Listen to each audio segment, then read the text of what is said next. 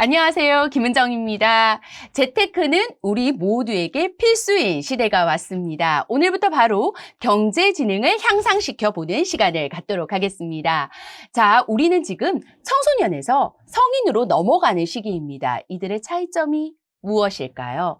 청소년도 책임감이 있어야 됐고요. 성인도 책임감이 있어야 됐습니다. 두 책임에 대해서는 분명한 차이가 있습니다. 우리 고등학교의 책임은 무엇이었죠? 내가 공부를 열심히 해야 되는 건 학생으로서 해야 하는 행동들을 해야 되는 책임이 있었습니다. 성인의 책임은 무엇일까요? 이제 사회인으로서 책임져야 되는 부분이 달라졌습니다. 내 미래 어디까지 바라봐야 될까요? 청소년의 책임의 내 미래는 어느 대학을 갈까? 어떤 진로를 선택할까의 책임이었다라고 하면 성인으로서의 책임은 내 미래, 내 노후가 어떻게 될까? 내가 결혼을 하게 된다면 내 가족은 어떻게 꾸려야 할까? 내 직업은 어떻게 선택해야 할까? 이 모든 것이 성인의 책임이 되게 됩니다. 우리가 청소년의 책임감의 크기가 1이라고 하면 성인의 책임감의 크기는 10 이상이 될 겁니다. 청소년은 연습을 하셨다고 하면 이제 성인은 실전에 도입되게 됩니다. 그 실전 중에서도 잊지 말아야 하는 것 중에 하나가 바로 재테크입니다. 지금까지는 부모님께 용돈을 받아서 살았다라고 하면 지금부터는 이 용돈을 관리하거나 혹은 내가 직장인이 바로 되었다라고 하면 이 급여를 관리하는 능력이 필요합니다. 경제활동은요, 계속 할 수 있을까요? 언제까지 노동을 통해서 경제활동이 일어날 것 같습니까? 60세? 70세? 70세 이후에 노동이 가능할까요? 그런데 우리는 지금 현재 100세 시대라고 합니다. 100세 그 이상도 살아갈 수 있는 시대가 될 겁니다. 경제활동은 지속되지 않는데 나의 생활은 지속된다. 그렇다면 이 지속되는 생활에 대해서 내가 어떻게 책임을 질 것인가. 그래서 바로 우리에게는 재테크가 필요하다라고 이야기를 드리고 싶습니다. 두 번째 필요성 한번 이야기 나눠볼까요? 지금 은행의 예금금리가 몇 %인지 혹시 아십니까? 0%대로 도입되었다라고 이야기를 합니다. 그런데 물가 상승률은 몇 %대인지 아십니까? 1%대다라고 합니다. 그렇다면 은행에서 주는 이자보다 물가 상승률이 더 높습니다. 이 말은요, 물건을 사두는 게 더 이득일 수도 있다라는 이야기죠. 그렇다면 우리가 은행에 돈을 넣어둔다라고 해서 이자를 받는다라는 생각을 못한다라는 겁니다. 그렇다면 예금을 하고 저축을 하고 투자를 하는 것 역시도 지금은 잘 고민하셔야 되는 시기이다라는 것, 재테크의 필요성으로 이야기를 나눌 수 있겠죠. 모두 다 우리는 저축을 합니다. 어떤 사람은 매월 10만 원씩 저축을 합니다. 또 어떤 누군가도 매월 10만 원씩 저축을 합니다. 10년 뒤에 이 저축된 금액을 수령할 때 모두 다 똑같은 금액을 받을까요? 아닙니다. 금리를 어떻게 선택했는지, 복리인지 단리인지, 내가 투자 수익률을 어떻게 받는지에 따라서 10년 뒤에 가져가는 목돈은 굉장히 다를 것입니다. 그래서 우리에게는 재테크의 필요성을 다시 한번 강조시켜 드리고 싶습니다. 그래서 재테크가 필요하다는 걸 안 우리들은 경제지능을 어떻게 향상시킬까라는 것을 고민을 해보셔야 합니다. 재테크에서 가장 1차적으로 알아야 하는 것이 바로 금리입니다. 금리가 무엇일까요? 금리는요, 바로 은행에서 주는 이자다라고 생각하시면 조금 쉬울 수 있습니다. 조금 전에 이야기를 드렸습니다. 은행에 우리가 예금을 합니다. 예금 금리가 얼마입니까? 0%대입니다. 0.5%, 1.1%. 예, 최대로 1.1%까지 하는 지금 상품까지 본 적이 있는 것 같아요. 그렇다면 내가 돈을 넣었을 때 1년 뒤에 약 1% 정도 되는 이자를 우리에게 주겠다라는 거죠. 이게 뭔가요? 돈에 대한 가치입니다. 내 돈을 사용해서 은행에서 나에게 무엇을 주는 겁니까? 내 돈에 대한 사용료를 나에게 주는 겁니다. 이것이 무엇이다? 예, 바로 금리입니다. 자, 그런데 우리는 은행에다 이 돈을 맡기면서 무엇을 포기합니까? 내가 사고 싶은 물건을 사지 않고 포기를 합니다. 지금 당장 쓸 수 있는 돈을 사용하지 않고 포기를 하는 겁니다. 그럼 무엇을 포기한 겁니까? 시간을 포기한 거고요. 물건에 대한 것을 포기한 겁니다. 이것에 대한 포기를 통해서 내가 받는 것이 무엇이다? 바로 이 이자, 금리다라고 생각을 하시면 됩니다. 그렇다면 나는 똑같은 돈을 포기합니다. 똑같은 시간을 포기합니다. 그렇다면 내가 조금 더 많은 금리를 받을 수 있는 곳, 많은 수익률을 획득할 수 있는 곳으로 이 금액을 투자를 한다라고 하면 나는 마지막에 받는 금액이 달라지게 될 것입니다. 그래서 우리는요, 재테크, 경제지능에서 잊지 말아야 되는 것 중에 하나가 바로 금리다라는 겁니다. 지금부터는요, 금리에 꼭 초점을 맞춰주십사라는 부탁을 드립니다. 자, 이렇게 이자를 주는 기간, 그리고 우리가 은행을 이용하는 기간, 금융상품을 이용하는 기간은 총 3군데다라고 이야기를 드릴 수 있습니다. 첫 번째 은행입니다. 두 번째 보험회사 있습니다. 세 번째 증권회사 있습니다. 학생들, 우리 사회인으로 출발하는 우리 모두 여쭤보고 싶습니다. 어디가 가장 가기 쉬우신가요? 당연히 은행이겠죠. 이 중에서 가기 쉬운 곳은 당연히 은행입니다. 그러다 보니 이자는 어디서 가장 낮게 줄까요? 당연히 은행에서 낮게 줄 겁니다. 저는 이렇게 이야기를 드리고 싶습니다. 순수 목적에 맞는 곳에서 필요한 상품을 가입하시라라는 이야기를 드리고 싶습니다. 은행에 가게 되면요, 가끔 이런 상품을 권유하게 됩니다. 방카슈랑스 가입하세요 라고 이야기 드립니다. 이게 뭐냐면요, 은행에서 판매하는 보험 상품입니다. 그런데 저는 분명히 이렇게 이야기 드렸습니다. 순수 목적에 맞는 곳에서 상품을 가입하셔라. 그런데 여기에 보험사라는 곳이 있습니다. 방카슈랑스는 은행에서 판매하는 보험 상품입니다. 은행에서 가입하는 게 맞을까요? 당연히 아니겠죠. 보험사에서 가입하셔야 됩니다. 이유는요. 자, 은행은요, 보험회사 보험 상품을 만드는 곳이 아니라 보험사에서 만든 상품을 대행으로 판매해 주는 곳입니다. 그렇다면 수수료를 누가 더 많이 가져가겠습니까? 이자를 누가 더 많이 가져가겠습니까? 사용 비용을 누가 더 많이 가져가겠습니까? 당연히 은행이 많이 가져가게 되겠죠. 그래서 내가 가입하고자 하는 것이 보험이다. 보험사로 가시면 됩니다. 자, 그럼 증권사에서는 무엇을 가입하실 수 있냐라는 이야기를 드리면요. 우리가 지금 잘 알고 있는 주식도 증권사에서 가입합니다. 그런데 이 외에 CMA라는 통장도 증권사에서 가입합니다. 은행에서도 가입이 되지 않나요? 물론 가입이 가능합니다. 은행에서도 가입이 가능하고 증권사에서도 가입이 가능한 입출금 통장입니다. 하지만 입출금 통장의 이자를 살짝 비교를 해보면 CMA 통장은 연이율이 1% 정도 되는 CMA 통장을 일자별로 계산해서 이자를 지급하게 되고요. 은행의 입출금 통장은 연이율이 0.1%가량 됩니다. 10배 가까이가 되는 금리를 가지고 있다라는 겁니다. 무엇을 가입하시겠습니까? 당연히 CMA 계좌를 가입하시겠죠.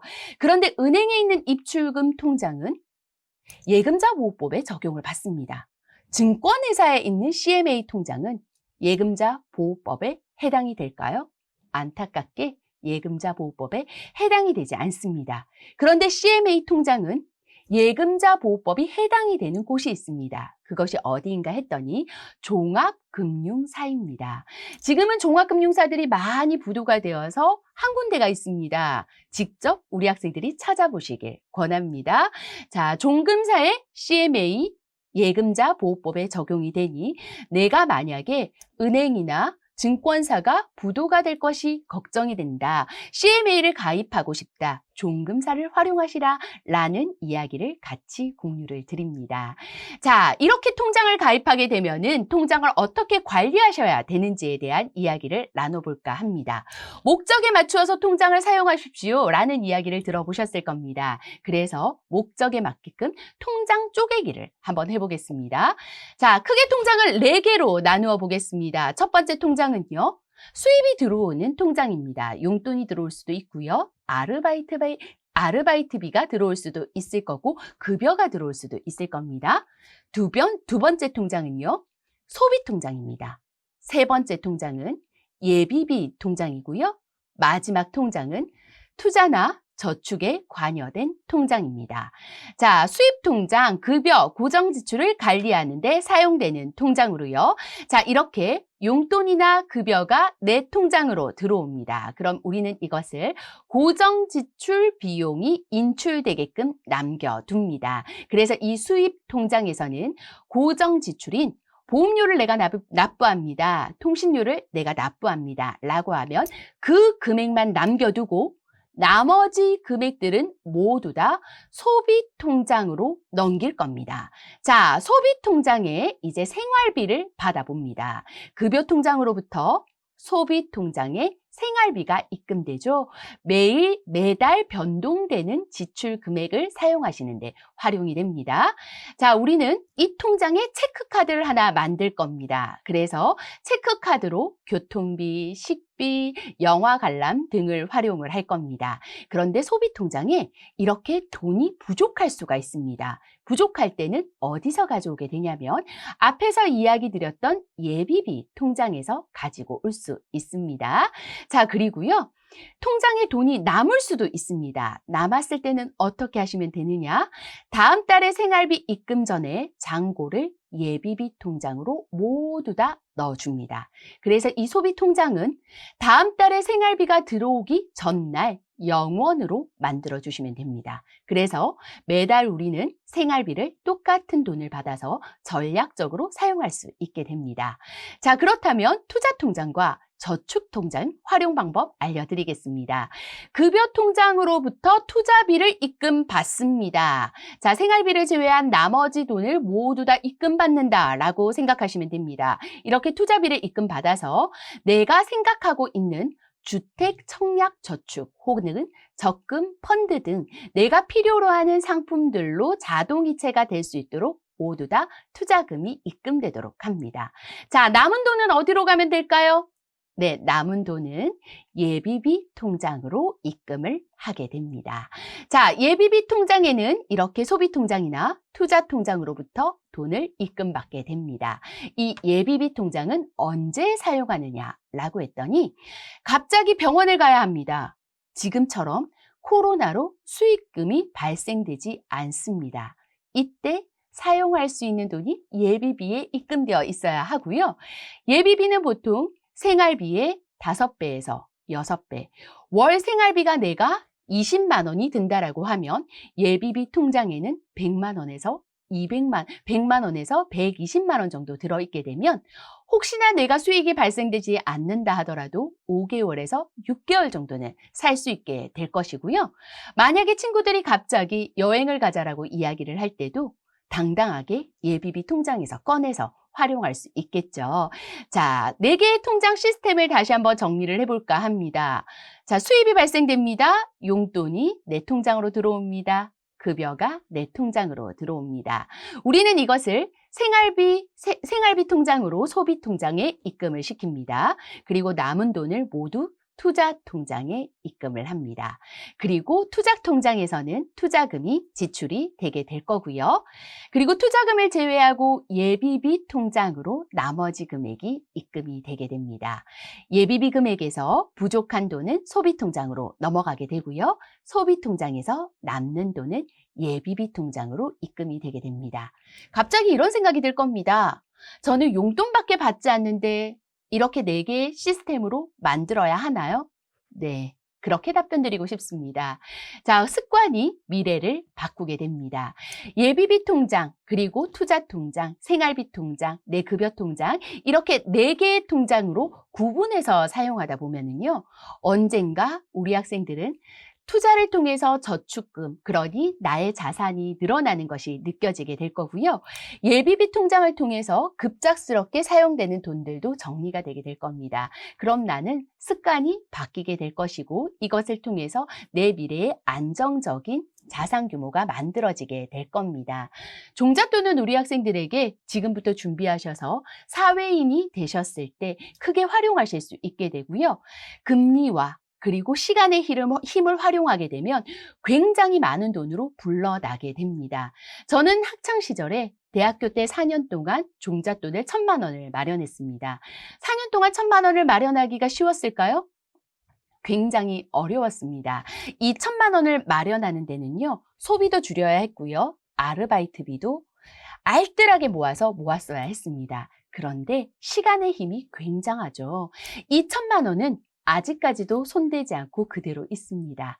저는 이 1,000만 원이 저의 종잣돈이었고 그 1,000만 원은 지금 10배 이상의 돈으로 불려져 있습니다. 제가 따로 노력했냐고요? 아니요. 시간이 노력했습니다.